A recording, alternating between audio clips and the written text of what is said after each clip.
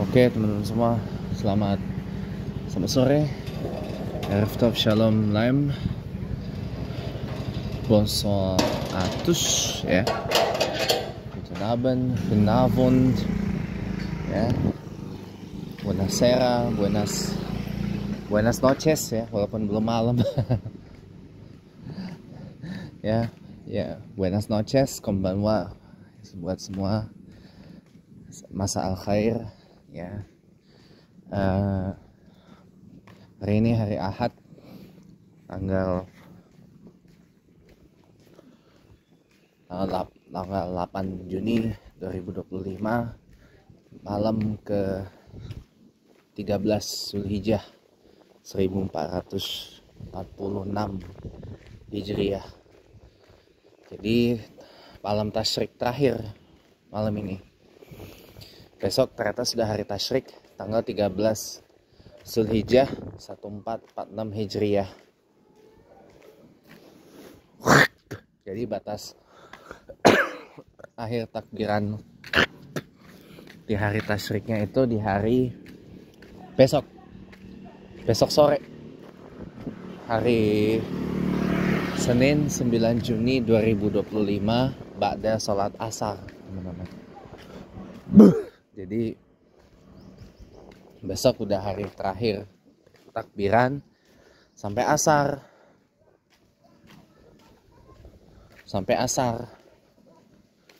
Tapi kalau hari setelah asar itu udah beda tanggal, udah tanggal 14 Zulhijjah. Jadi hari Selasanya tanggal 10 mau puasa Ayyamul Bid, nah itu boleh teman-teman. Puasa Ayyamul Bid itu puasa pertengahan bulan 14, 15, 16. Pak Eko. Setiap bulannya 14, 15, 16 setiap bulan Hijriyah, teman-teman. Nah, itu boleh melakukan puasa sunnah selama 3 hari di pertengahan bulan.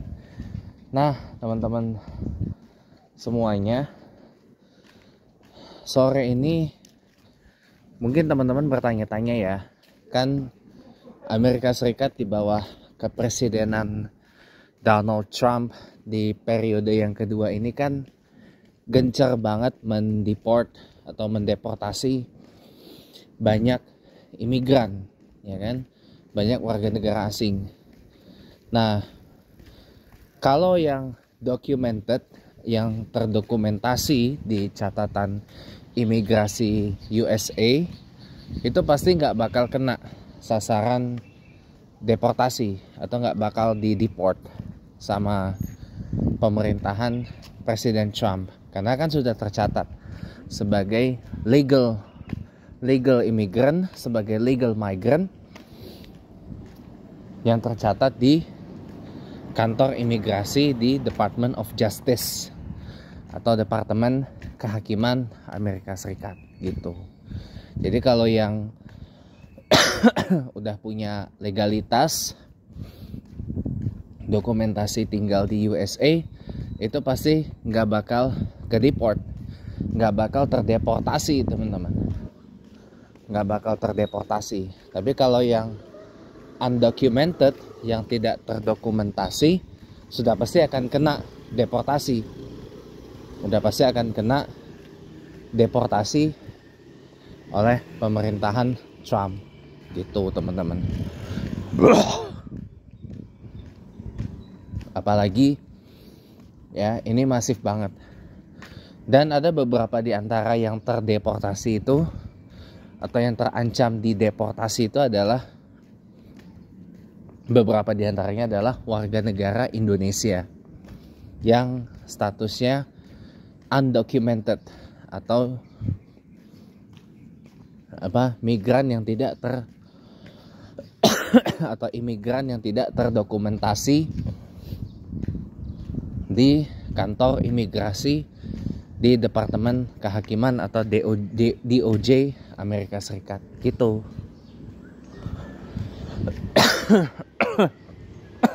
Jadi pasti akan terdeportasi. Dan untuk mendapatkan status sebagai documented imigran itu nggak sebentar loh di USA, itu lama.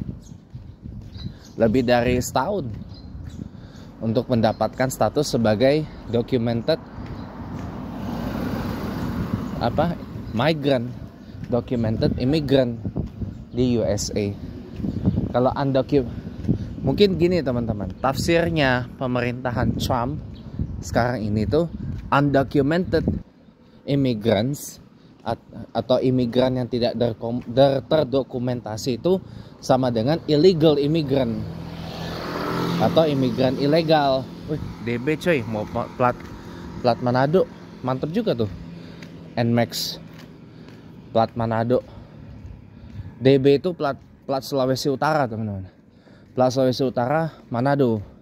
Tapi kalau untuk wilayah yang Pulau Talaut ya, itu beda platnya. Saya nggak begitu hafal ya. Cuma apa, kalau Sulawesi itu DB sama DD. DD itu Makassar teman-teman. DD itu Makassar. Lanjut ya teman-teman. Ya. Jadi sampai mana tadi? Jadi kalau kita statusnya adalah undocumented immigrant di USA, menurut tafsirnya Trump ini kita adalah imigran ilegal, illegal immigrant. Jadi harus didokumentasi untuk mendapat status menurut tafsir Trump itu sebagai legal immigrant. Tapi kalau statusnya legal immigrant, terdokumentasi, documented, pasti nggak bakal di-deport. Itu jawabannya. Karena gini teman-teman, banyak diaspora Indonesia, baik itu yang masih memegang status warga negara Indonesia maupun yang sudah berpindah ke warga negaraan jadi warga negara Amerika Serikat itu banyak yang udah lama di sana.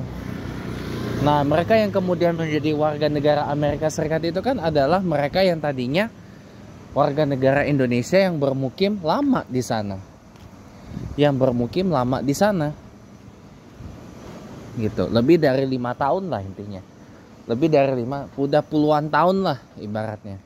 Udah belasan hingga puluhan tahun lah bermukim, tinggal menetap di USA. Nah,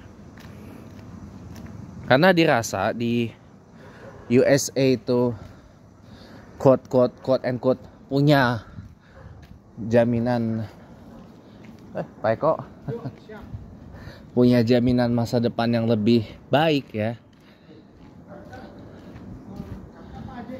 Ya akibatnya banyak dari antara saudara-saudari kita diaspora Indonesia yang kemudian memilih untuk menukar, mengganti kewarganegaranya dari Indonesia jadi warga negara Amerika Serikat. Dan jumlahnya banyak teman-teman. Jumlahnya banyak gitu. Sebagian lagi diaspora Indonesia tuh masih berkewarganegaraan Indonesia sampai hari ini, tapi lama menetap di Amerika Serikat gitu. Lama tinggal di Amerika Serikat. Makanya di antara mereka itu statusnya ada yang sudah menjadi documented immigrant atau legal immigrant menurut tafsir pemerintahan Trump sekarang. Walaupun juga masih banyak yang statusnya undocumented immigrant, atau dalam tafsir pemerintahan Trump sekarang itu illegal immigrant. Walaupun mereka udah menetap di USA selama belasan hingga puluhan tahun, tapi ini tetap aja statusnya undocumented, karena belum terdokumentasi sebagai legal immigrant di USA. Itu Yaris Bakpao. Saya pernah naik mobil ini waktu latihan nyetir mobil Matic di sekolah setir yang deket sini. Itu mobil metiknya saya bawa itu Yaris Pak Pau. Ya mesinnya masih mesin lama, 1 NZ FE gitu, 1 NZ FE yang khas banget itu.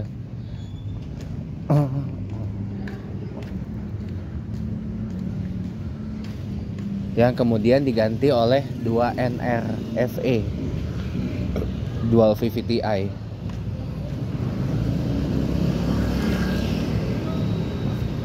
Kalau tanya saya, apa bedanya mesin 2 NR FE dan 2 NR VE?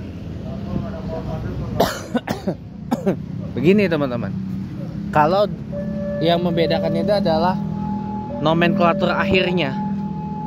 Kalau 2 NR FE itu berarti mesin 2 NR 1500 cc atau 1,5 liter yang dipakai itu hanya dipakai di model Toyota aja. Contoh kayak Vios. Contoh model Toyota yang mengaplikasikan itu Vios Joker, Sienta. Ah, itu dia pakai 2 NR FE. Kita lihat kereta dulu teman-teman. Tapi kalau yang rangkaiannya masih sama mah kita skip aja. Tapi lihat dulu teman-teman, lihat dulu ya. Ini yang lewat kayaknya JR205, tapi nggak tahu JR205 rangkaian apa. Oke, ini mah Bogor 142, rangkaian yang biasa dinas di sini. JR205 Bogor 142, rangkaian yang biasa ngelintas di sini. Jadi udah skip aja.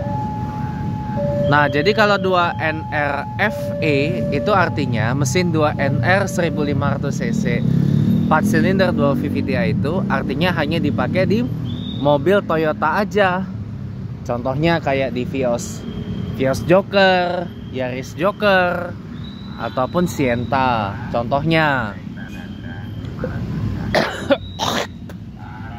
Nah, kalau 2 NR VE artinya mesin 1500 cc 4 silinder dual VVTi itu dipakai di mobil Toyota.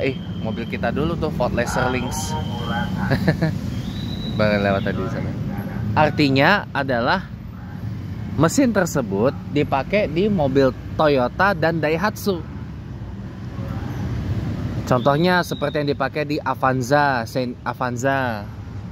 kemudian Xenia yang ceper ya. Kalau Xenia yang kecil itu nggak pernah pakai yang 1500 cc.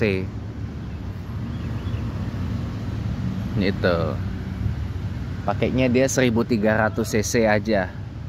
Kalau Avanza ada yang 1300 cc, ada yang 1500 cc yang kecil ya. Itu dipakai di yang Veloz sebelum di spun off atau dipisah dari Avanza jadi model tersendiri. Nah, begitu ganti generasi ke model ceper ya.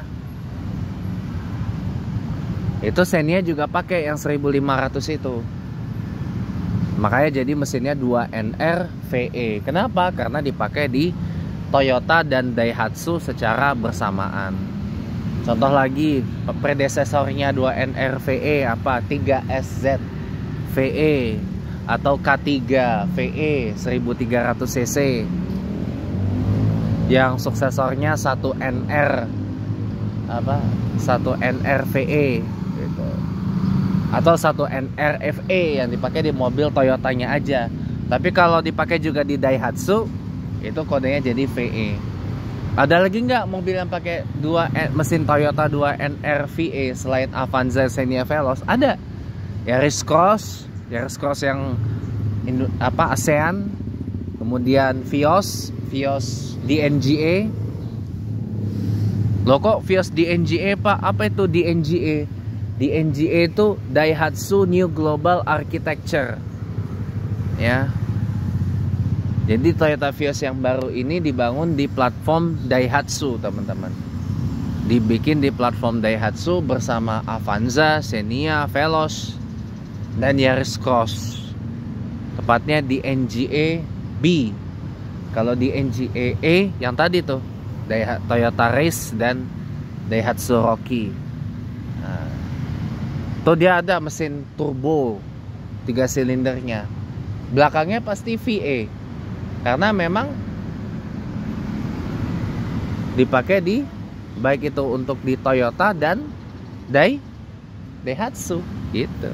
Kalau Toyotanya aja pasti FA gitu.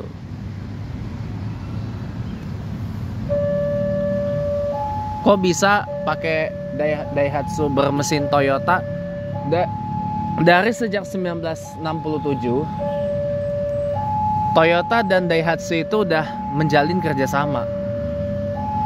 Nah, sejak 2016 Daihatsu itu menjadi sepenuhnya milik Toyota dan menjadi subsidiarinya Toyota. Sejak 2016 Daihatsu itu menjadi subsidiarinya Toyota dengan berfokus pada mobil-mobil kecil dan mobil-mobil yang murah meriah gitu. Jadi Daihatsu sudah nggak bikin lagi mobil yang mahal-mahal, nggak, atau mobil yang besar-besar, itu udah nggak lagi. Jadi Daihatsu hanya berfokus pada mobil-mobil kecil dan mobil-mobil yang murah. Mobil-mobil murah gitu. Kalau mobil gede bikinan Daihatsu sendiri yang besar gitu ya, yang bikinan Daihatsu sendiri ya, bukan yang rebatch dari Toyota, itu adalah Daihatsu Rager atau di sini namanya Tough GT ya. Dan itu juga menjadi diesel terakhirnya Daihatsu yang bikin sendiri. Kan dia mesinnya kan DL, mesin kodenya kan DL ya kan. Kalau Tough Kebo yang kecil itu mesinnya kan DG yang diesel. Itu bikin itu adalah Daihatsu yang mahal dan gede terakhir yang dibikin sendiri sama Daihatsu. Toyotanya yang rebatch, namanya jadi Toyota Blizzard dan pakai mesin dari Toyota sendiri. Kalau yang basisnya Tough Kebo pakai mesin yang sama dengan Hiace jadul, mesin L 2200 cc diesel indirect injection. Kalau yang basisnya Tough GT atau Blizzard Gen 2 itu pakai mesin 2LT dan 2L yang naturally aspirated 2400 cc. Itu mesin yang sama dengan Kijang kapsul kalau di Indonesia.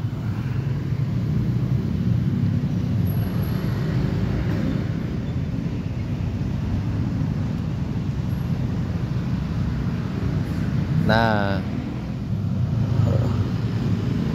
lanjut ya teman-teman ya. Yuk kita lanjut. Jadi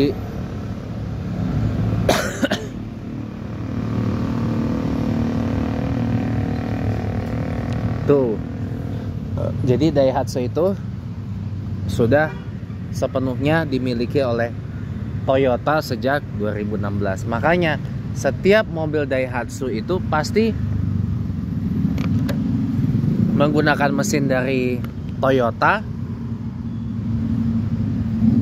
transmisinya dari Aisin kalau ya Matic ya maupun manual, transmisi dari Aisin, mesinnya Toyota, suspensinya dari apa, Kayaba biasanya, Kayaba. Udah itu, AC-nya pasti dari Denso. Kenapa? Karena Denso itu punyanya Toyota. Sebagian sahamnya Denso itu adalah punyanya Toyota gitu teman-teman. Nah, jadi insya Allah ya Daihatsu bakal sukses kalau digandeng sama Toyota gitu. Tapi Daihatsu dulu dan sekarang beda. Dulu di Eropa ada Daihatsu, kemudian nggak ada, dikonsolidasi ke dalam Toyota. Jadi sekarang Daihatsu pasarnya hanya ada di Jepang, Indonesia, dan Malaysia. Itu pun dijual dengan nama Pero 2 di Malaysia. Itu. Yang benar-benar dijual dengan baju Daihatsu hanya di Jepang dan Indonesia aja. Itu.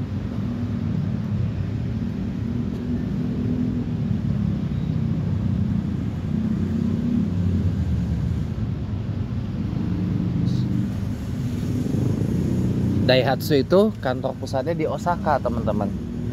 Di Osaka. Kalau Toyota ya di Aichi. Di Toyota City namanya, Toyota Shi. Atau Toyota City di Aichi. Toyota City atau Toyota Shi itu jaraknya dari Nagoya nggak terlalu jauh. Ya. Gak terlalu jauh, bisa ditempuh naik kereta api dalam tempo setengah jam lah. Setengah jam lah. Dari stasiun Meitetsu Nagoya. Nanti turun di stasiun Toyota Shi, Toyota Station, Toyota City gitu. Nah, di situ markasnya Toyota, namanya Toyota City atau Toyota Shi di Aichi gitu.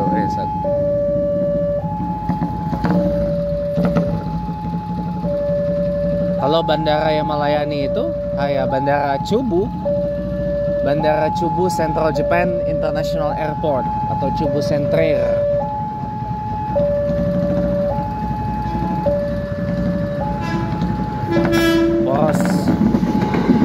Bogor 95 ya,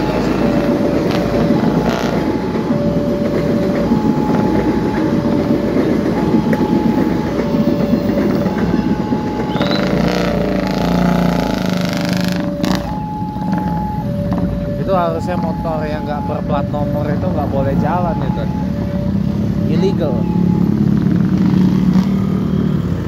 dan melanggar peraturan. Nah, jadi gitu teman-teman ya. Jadi kalau Toyota tuh di Toyota namanya Toyota City atau Toyota Shi kantor pusatnya. Gitu. Kalau bandara yang melayani Toyota Shi ya satu, Bandara Centrair atau Bandara Chubu. Gitu.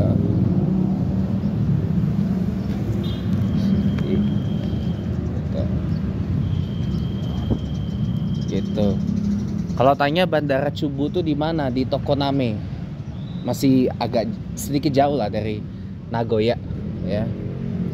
Agak jauh dari, kenapa dimatiin? Konsulung memang. Nah itu menggantikan Bandara Nagoya atau Bandara Komaki, ya, di Nagoya. Itu. Jadi Bandara Chubu tuh melayani seluruh Aichi gitu. Oke. Ini itu aja. Oke, mungkin ini aja yang bisa saya share untuk kali ini. Saya di toilet mau buang air kecil, teman-teman. Terima kasih udah menonton. Selamat sore.